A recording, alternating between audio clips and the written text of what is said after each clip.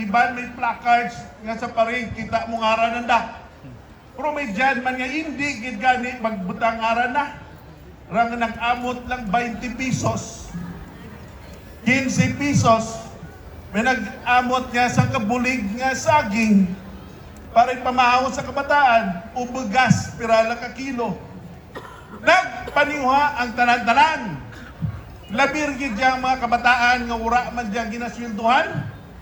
Pero nagpulabog tao para matigayon ang inyo tribo kag matigayon ang Bantayan Festival.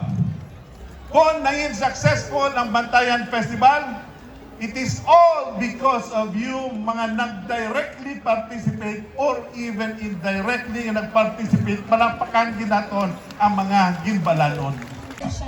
Proudly present the candidates of Anyag Bantayan 2023.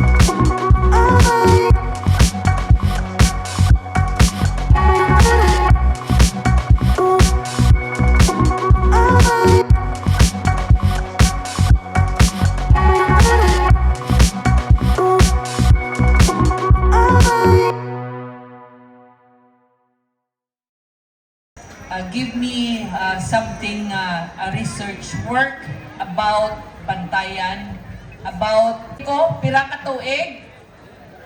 Ha? 5 lang ka tuig? 10 lang ka tuig? It's almost, kung isipin, no? It's 350 years ang pagsakripisyo kag atin mga dinuno forefathers natin. And I'm thankful nga amo dya ang ginpili ni Anay Mayor Richard Garin na Festival Bantayan. Kaya it's very significant. Kung mabasa ninyo ang history kang Bantayan, I bet you will perform better. You will perform with feelings. Just imagine, no? Ang pag-raid sa Guimbal, 350 years. May dyan nga i-raid sa damo dyan nga tuig. Pagka after 2 years, i-raid riman. Ang rason, nagagto sa Larigya. Kay kauna gali, trade and commerce was mayad kauna. Kang Dutch. Pag-abot nanda, pamati ka mo ha, kay itrivia ako dyan. Mga nagtag-ukorta sa next few days. Tandaan nyo. And I'm just telling you the history para mapatsagan nyo how was it, ang feeling ka mga gimbalanan kauna. Kauna ka tumachimpo, in-raid ang ginaraid. Kay kauna, ang trade and commerce, lalo rin git sa Molucas kag sa Indonesia. So nawadaan kang pangaboyan ang mga Muslim. And that time, kinanglan ka mga Portuguese, ka mga Dutch, uyo na ang atin mga spices. And what they did, kinanglan may mga tao, may mga laborers. So, the Muslims took advantage of that idea na kinanglan gali ka mga pangayaw ka dyan, mga laborers. Amurang niya tawag ng mga slaves. Ginadakop sanda kadaran sa kung ano nga isla o kung ano nga nasyon rito ibaligya nanda. Amura ang rason nag-agto kag nagabalik-balik rigya mga Muslims. Kaway ko idea, pira sanda kadaktos, pira kalibo. Sa records, it shows there were 4,000 Muslims na nag-agtorigya sakay sa anda nga Karakowas, do pamboat, hindi lang pamboat, raman ka na. Do boat nga may layag, may skillet, may katig, may nag-row rin dyan. Ako ra. Nagtag ako, try pa nagtag ko by Scott.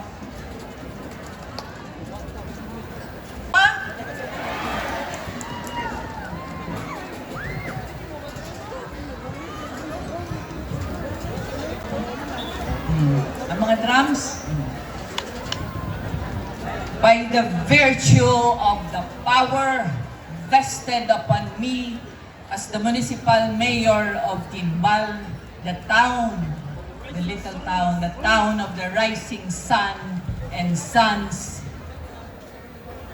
I, Jennifer Garin Culada, do hereby declare 21st Bantayan Festival open.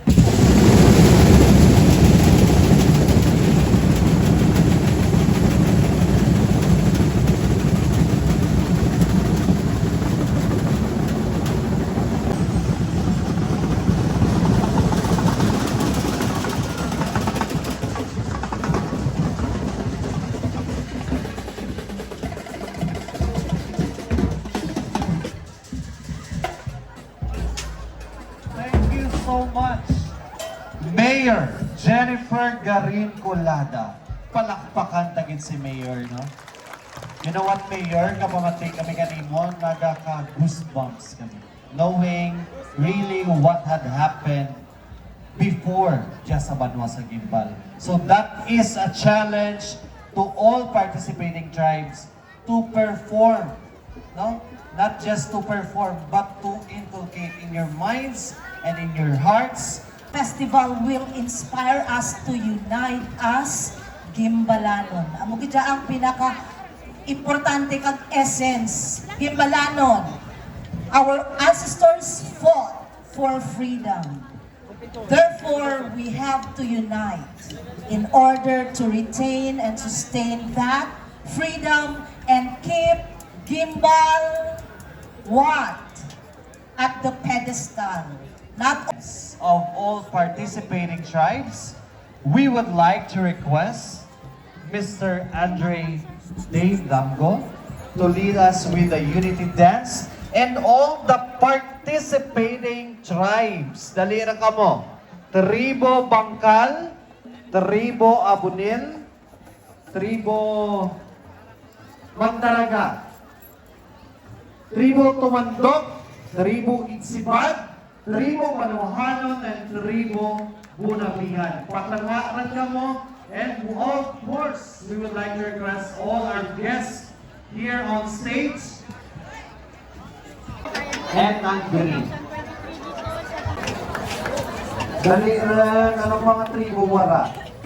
Ang kuring ra hindi madaan sa sama. Si Manwa, LGU Guimbal proudly present Bantayan Festival.